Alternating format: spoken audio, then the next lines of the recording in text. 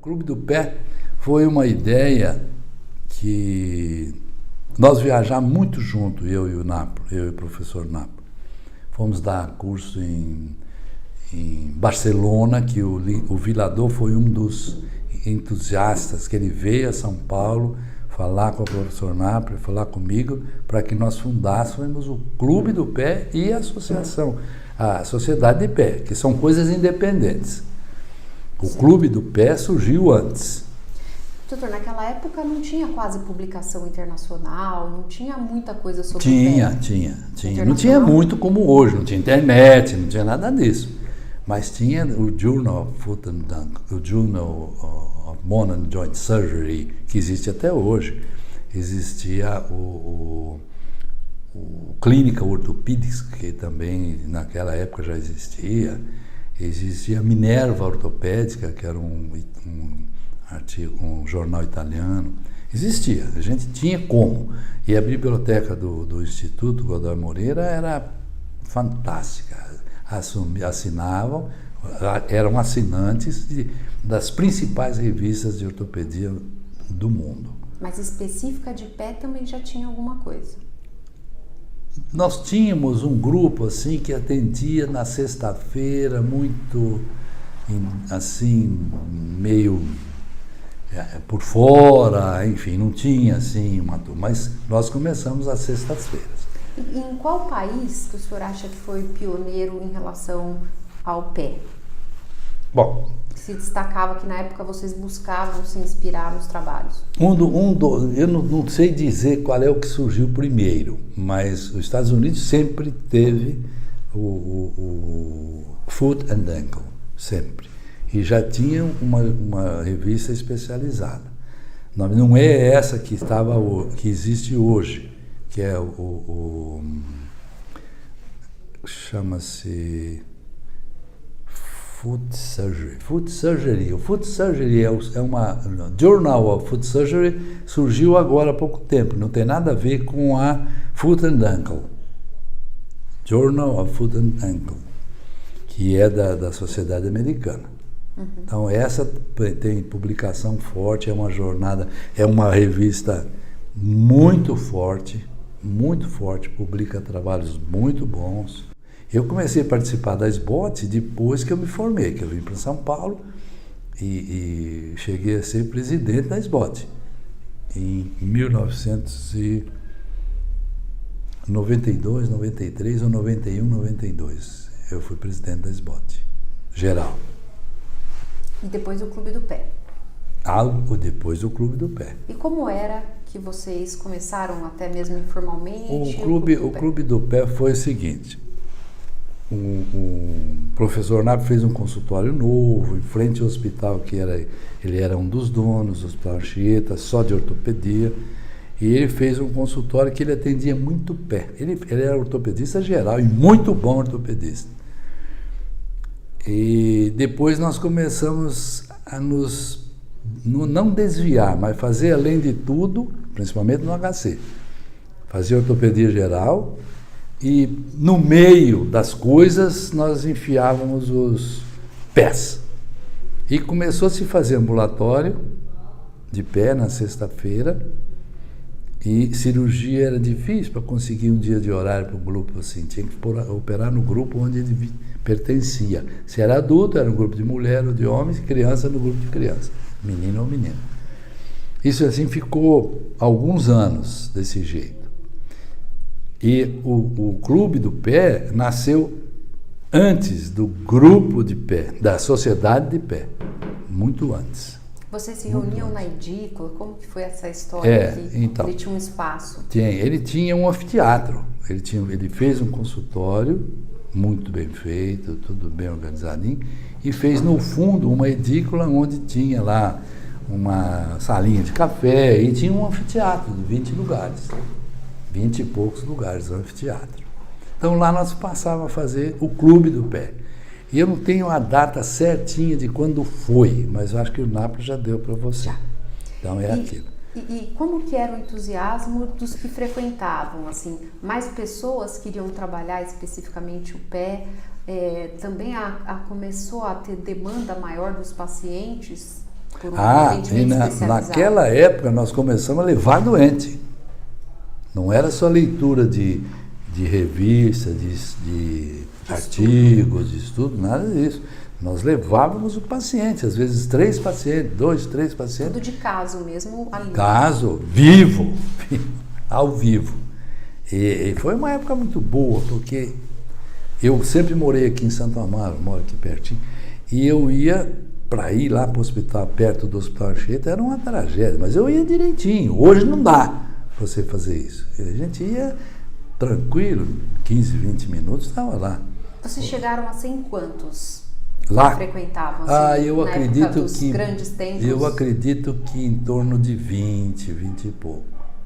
E o senhor acredita que isso ajudou Muito. a atrair mais profissionais? Muito. Porque o pé era tido na ortopedia, o Napoli sempre fala, o professor Napoli sempre fala, o pé era rebotalho, era sempre no porão, inclusive a ortopedia geral. Era no porão, era o pior lugar do hospital, era aquela coisa.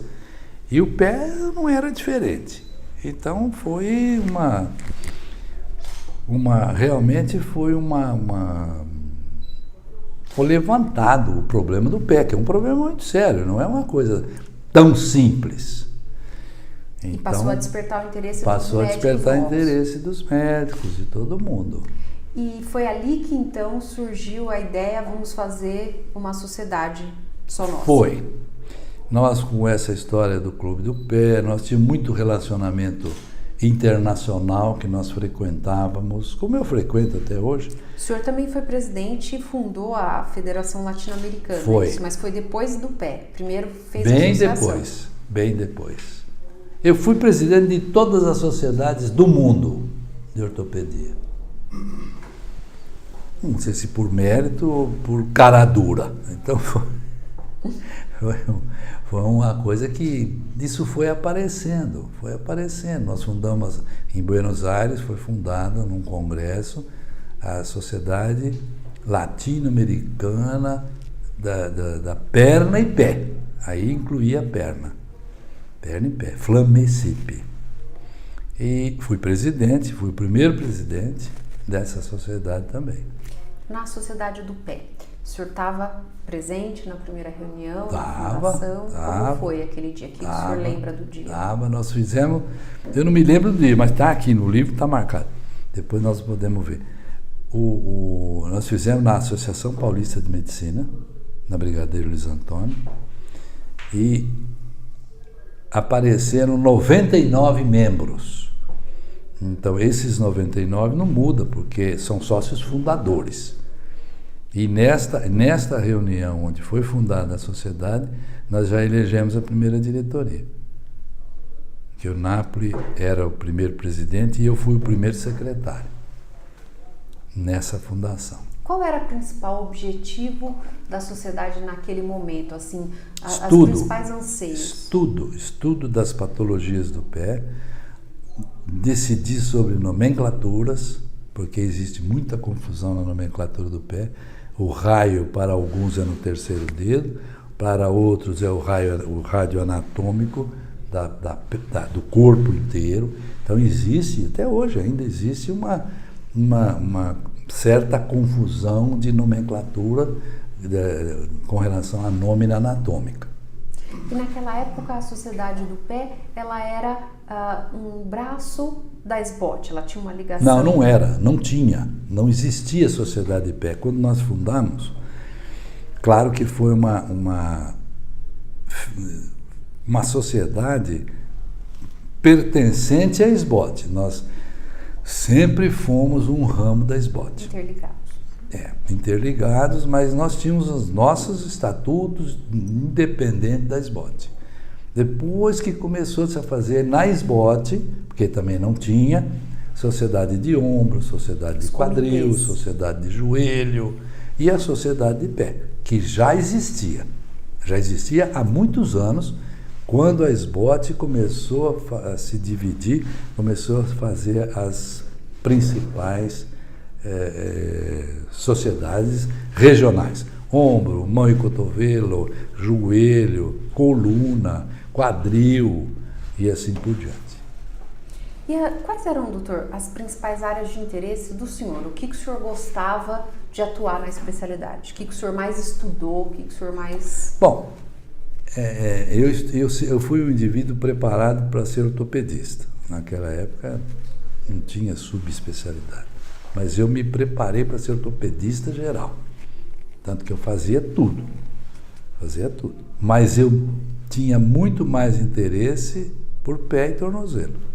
Por causa do Napoli, professor Napoli. Eu sempre trabalhei com ele no HC. Então, nós estudávamos, ia tudo quanto é congresso, tudo por nossa conta, e até que foi a fundação da sociedade.